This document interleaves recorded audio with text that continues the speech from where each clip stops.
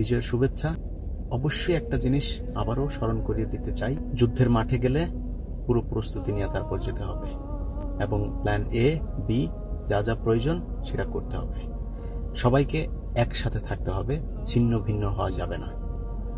আপনাদেরকে বুঝতে হবে কালকে মাঠে বিজয় না আসা পর্যন্ত আপনাদেরকে থাকতে হবে। বাংলাদেশে ঢাকা শহরে যারা আছেন, কালকে মার্চ টু ঢাকার এই প্রোগ্রামের উপলক্ষে আপনার আশপাশে যদি ছাত্রদেরকে দেখেন, বাড়ির থেকে আপনারা শুকনা খাবার, ভাত টাত যে যা পারেন সেটা দেওয়া যাবেন।